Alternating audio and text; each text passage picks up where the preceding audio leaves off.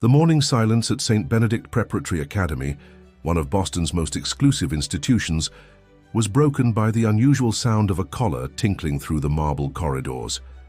Students, accustomed to the solemn atmosphere of their Monday mornings, interrupted their whispered conversations and looked with astonishment at the figure walking toward the main courtyard. Jack Peterson, 15 years old, walked firmly through the century-old corridors, though visibly out of place in that luxurious environment. His faded jeans contrasted dramatically with his classmates' impeccable uniforms, and his leather boots, though clean, carried the marks of someone familiar with the red soil of the countryside. On his shoulders, balanced with the naturalness of someone who had always lived this way, was Crumbs, a striped cat with uneven fur and slightly misaligned eyes that observed everything around with an almost human curiosity. Conversations ceased completely when the boy passed by the group of the school's most popular students. Ryan Mitchell, son of a well-known agribusiness entrepreneur, was the first to let out a muffled laugh. "Look, guys," he murmured to his friends, "seems like the school decided to accept farm kids now. And he even brings a cat as a gift." Laughter spread like waves down the corridor, but Jack kept his gaze fixed ahead, absent-mindedly stroking Crumbs's neck.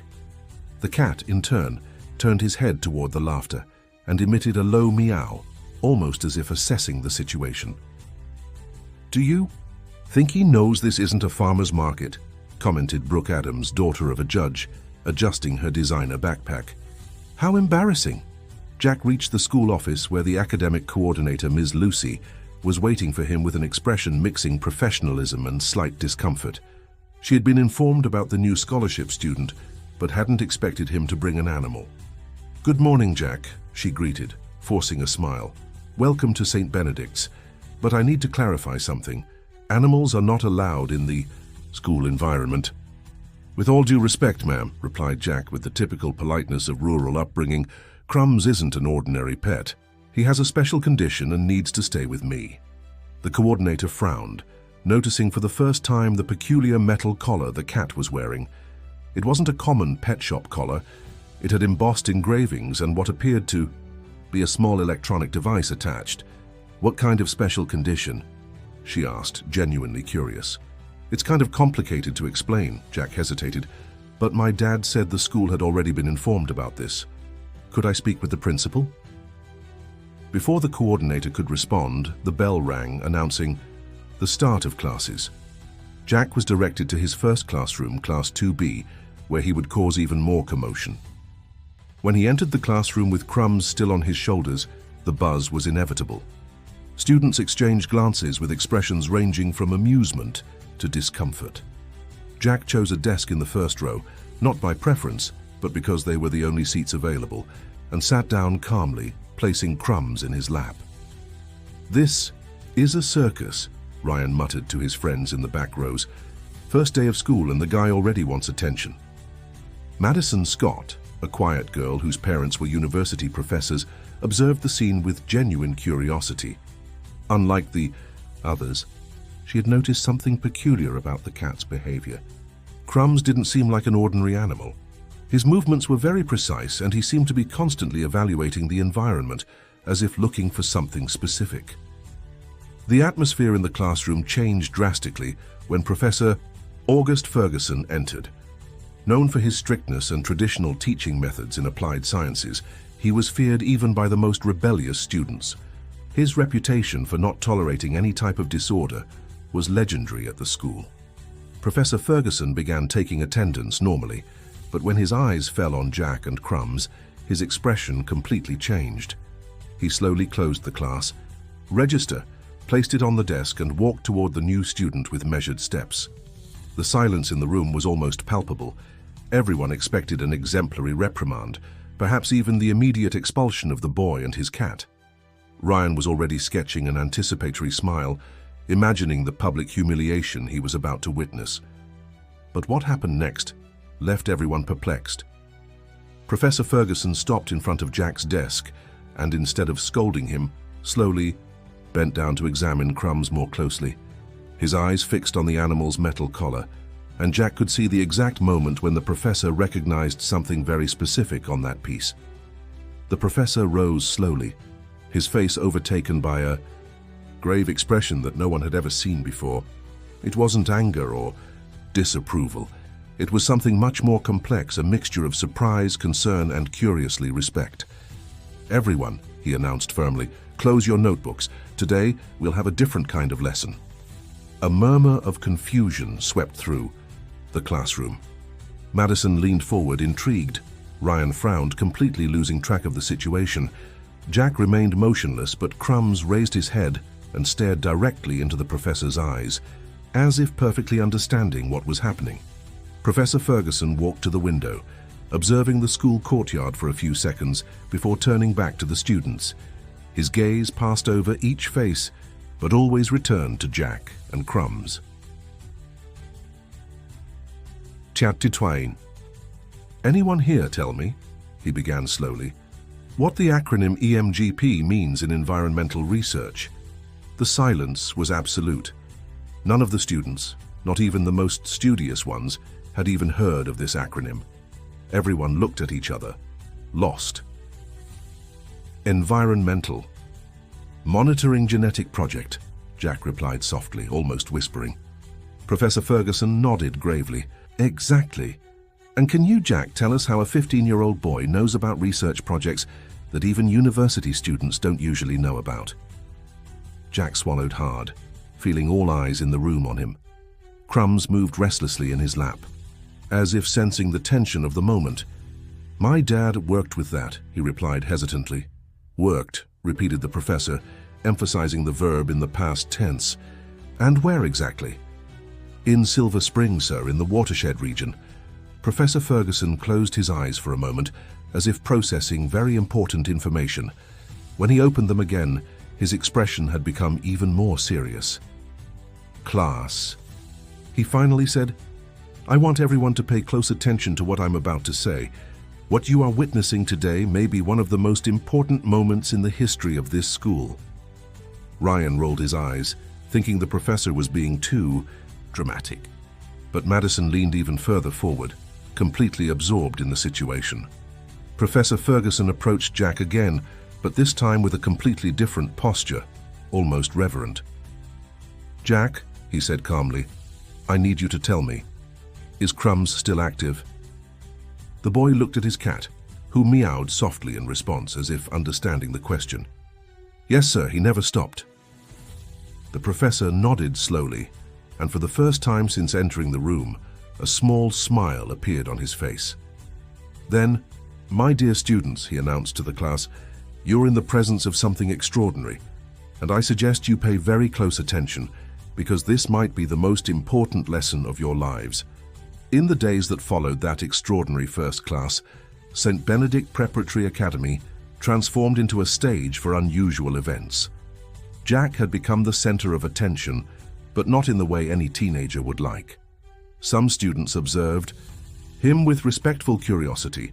Others kept their distance with a mixture of distrust and prejudice. Madison Scott was the first to approach him during Wednesday's break. She found Jack sitting alone in the courtyard, with Crumbs resting peacefully in his lap, when something caught her attention. The cat had abruptly raised his head and begun to sniff the air intensely, as if detecting something that no human could perceive. "He's sensing something," observed Madison, sitting down next to Jack. "Crumbs always does that," he replied, stroking the animal. "My dad used to say he has a better nose than any scientific equipment." Madison tilted her head, intrigued. "Was your dad a scientist?" Jack hesitated before answering. He was a farmer, but he worked with important people on research about the soil in our region. At that moment, Crumbs jumped from Jack's lap and ran toward the school's chemistry laboratory. The two teenagers followed him, curious, and found the cat standing in front of the lab door, meowing insistently. "What's he doing?" asked Madison. Before Jack could answer, Professor Ferguson appeared in the hallway, walking quickly toward them. His expression was tense, worried. "Jack," he said urgently, "we need to talk. Now." The professor led them to an empty room and carefully closed the door. He sat before the two teenagers and sighed deeply before starting to speak. "What "I'm about to tell you must stay between us," he began. "Madison, you seem to be an intelligent and trustworthy girl, so I'm including you in this conversation. Jack, I believe you already know much more than you've let on." Jack lowered his eyes, confirming the professor's suspicions. "The Environmental Monitoring Genetic Project," continued Professor Ferguson, "isn't just an ordinary academic research project. It's a program developed in partnership with federal universities and environmental agencies to detect chemical contamination in soil and water with unprecedented precision." Madison's eyes widened. "And Crumbs is related to this." "Crumbs isn't an ordinary cat," explained the professor. "He was trained from kittenhood to identify specific chemical compounds. His olfactory capacity was enhanced through special conditioning techniques, and the collar he wears contains sensors that amplify his natural abilities." Jack finally raised his gaze. "My dad told me that some people wanted to use the research for the wrong purposes. That's why he left the project." Professor Ferguson nodded gravely. "Your father, Anthony Peterson, was one of the pillars of the project. When he refused to sell the technology to private companies interested in using the data for real estate speculation, they tried to force him out." "Real estate speculation?" asked Madison, confused. "Imagine being able to know exactly which lands are contaminated and which are clean before any other buyer," explained the professor. "Unscrupulous companies could buy clean lands at low prices and sell contaminated lands to unsuspecting buyers. The technology was worth millions." Jack took a deep breath. "That's why my dad sent me here. He said I needed to continue studying, and that Crumbs would be safer in a school where nobody would suspect anything." "But someone did suspect," said Professor Ferguson somberly. "In the last 3 days, strange people have been appearing around the school. And yesterday the security system was breached." Madison felt a chill. "Breached how?" "Someone tried to access the student files, specifically Jack's data." At that moment, as if having heard the conversation, Crumbs began to meow loudly and headed for the door again. This time his behavior was different. He seemed agitated, almost desperate. Professor Ferguson got up quickly. "He's detecting something. Let's go." The three followed Crumbs through the school corridors. The cat led them to the library, where he stopped in front of a specific shelf of scientific books. He continued meowing and scratching the floor, clearly disturbed. "What's here?" murmured Professor Ferguson, examining the books. Madison bent down and noticed something strange. "Professor, look at this. There's a small device stuck to the bottom of this shelf." Professor Ferguson knelt and examined the object that Madison had found. It was a small transmitter, almost imperceptible, but Crumbs had managed to detect it through the smell of electronic components. "They're watching us," he said in a low voice. "Jack, you and Crumbs are in danger." At that moment, Ryan Mitchell appeared in the library. Since the first class with Professor Ferguson, he had completely changed his attitude toward Jack. Curiosity had replaced prejudice, and he had begun to observe the country boy with genuine interest. "Sorry to interrupt," said Ryan, approaching the group, "but you need to know something. My dad came home yesterday talking about a strange meeting he had at the office." Professor Ferguson turned to him, attentive. "What kind of meeting?" "Two men showed up asking about St. Benedict's. They wanted to know about new students, especially scholarship recipients. My dad thought it was strange because they claimed to be researchers, but couldn't answer basic questions about education." Madison swallowed hard. "They're looking for Jack." "Not just for me," corrected Jack, looking at Crumbs. "They want what he knows, the information that's stored in his collar." Professor Ferguson frowned. "What information?" Jack hesitated, but realized that the time had come to reveal the whole truth. "My dad didn't just participate in the project. He discovered where the largest deposits of rare elements in the country are. Information worth billions that certain companies would do anything to obtain." The silence that followed was heavy. Ryan was the first to speak. "That's why you came here. It wasn't just to study." "My dad said I needed to find people I could trust," admitted Jack. "People who could help expose what these companies are trying to do." Professor Ferguson stood up and began to walk around the library, thoughtful. Jack, do you have any idea how dangerous this situation is? We're talking about enormous economic interests. I know, replied the boy, but my dad always taught me that doing what's right is worth more than any money. Madison looked at Crumbs, who was now calm but alert. And him? How can a cat store information? Jack smiled for the first time in days. Crumbs' collar isn't just a sensory amplifier, it's also an encrypted storage device. All the analyses he's done over the years are stored there, including detailed maps of the deposits my dad discovered. Ryan whistled softly. That's like a walking treasure. Exactly, confirmed Professor Ferguson. And now I understand why dangerous people are interested in you both. Crumbs approached Jack and meowed, softly as if trying to communicate. The boy bent down and petted the animal. He's telling me we should be careful, translated Jack. Crumbs senses that someone is watching the school right now. Professor Ferguson looked out the library window and his face paled. He's right. There's been a car parked in front of the school for 3 days. The same car. Madison felt her heart race. What are we going to do? We're going to prepare, said Professor Ferguson with determination. The school's annual fair is next week. It will be broadcast live to parents, educational authorities, and institutional partners. If we're going to expose this situation, that's the perfect moment. Ryan got excited. My dad always says the best defense is a good offense. If they want to stay in the shadows, let's bring them into the light. Jack looked at his new friends and felt for the first time since arriving at the school that he wasn't alone in this fight. Crumbs purred softly, as if approving the plan. Then it's decided, he said. We'll use the fair to tell the whole truth. Professor Ferguson smiled, but his expression remained serious. It will be dangerous. They won't like being exposed publicly. At all.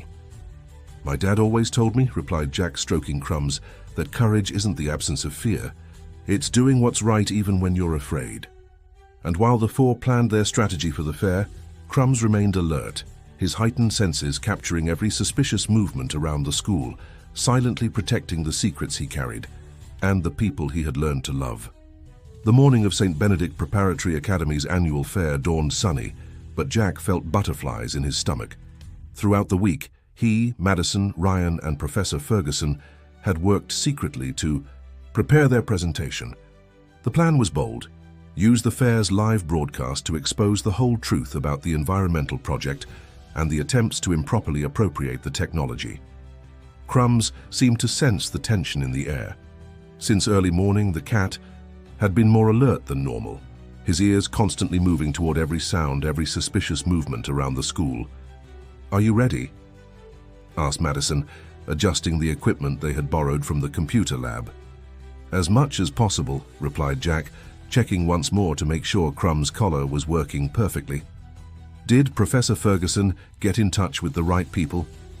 Ryan approached with a satisfied expression. My dad made some calls.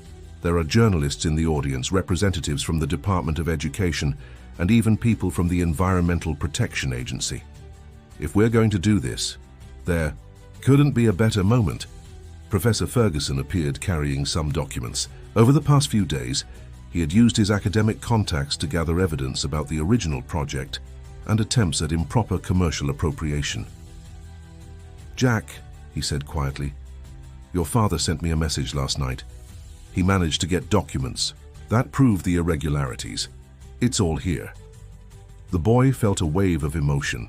It had been weeks since he had spoken with his father, who had been hiding in the countryside since the persecution began. Is he okay? He asked anxiously. He's safe and very proud of you, replied the professor with an affectionate smile. At that moment, Principal Dr. Margaret Whitestone approached the group. Her expression was tense, and Jack immediately realized that something was wrong. Professor Ferguson, she said in a low voice, we need to talk. There are people in the administration asking questions about Jack's science project. What kind of people? Asked Ryan, already suspecting the answer. They claim to be educational inspectors, but there's something strange about them.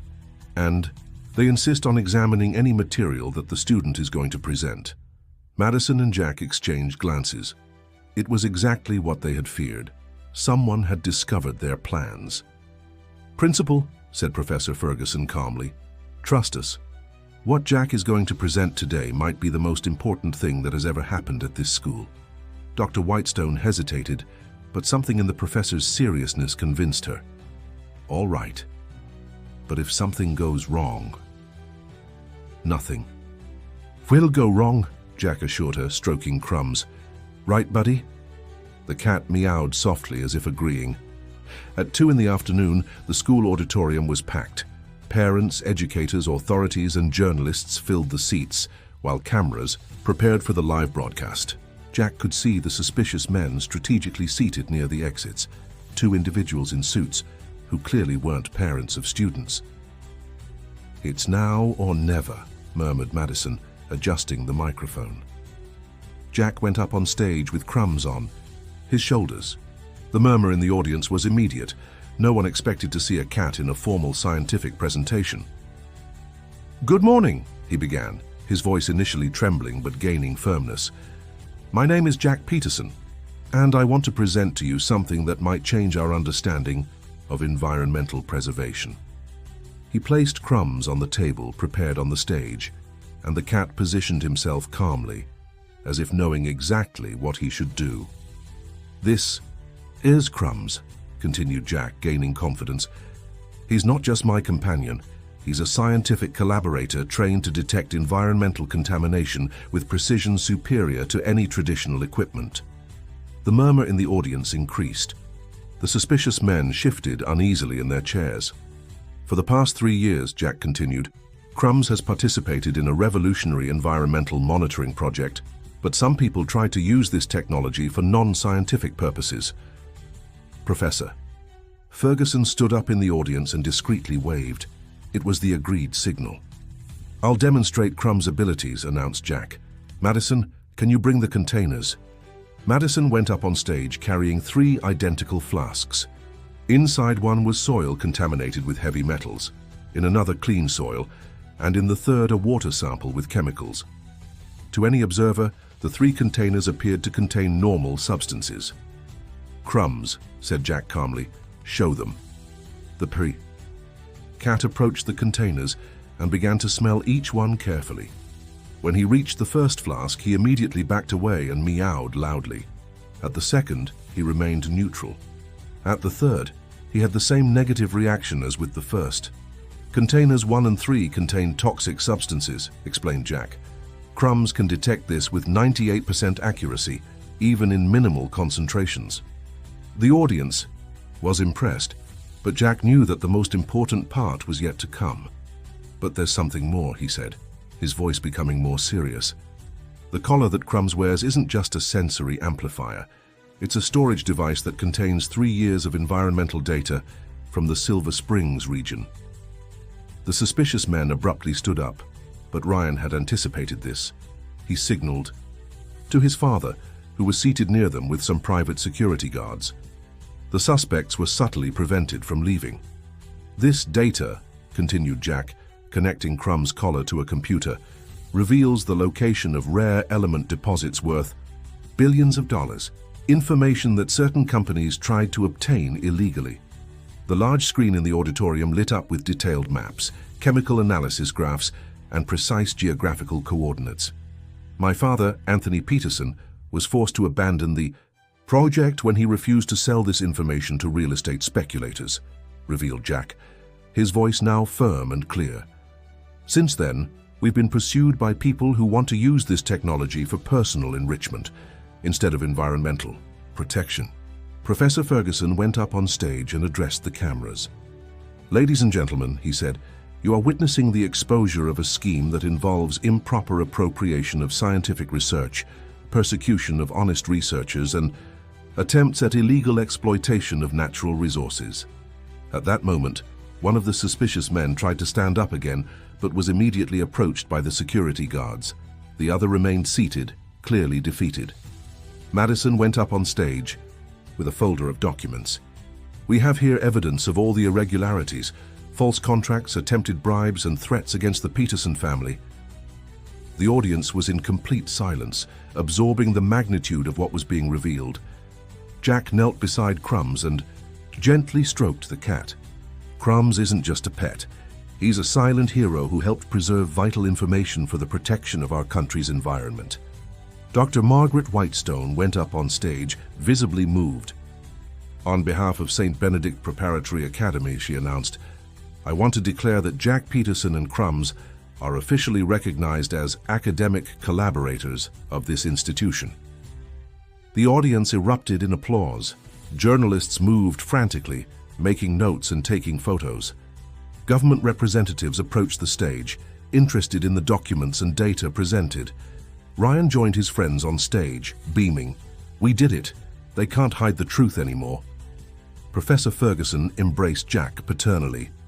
"Your father would be very proud. You showed extraordinary courage." In the days that followed, the story of Jack and Crumbs spread throughout the country. The companies involved in the scheme were investigated, those responsible were removed, and the original environmental project received the institutional support it deserved.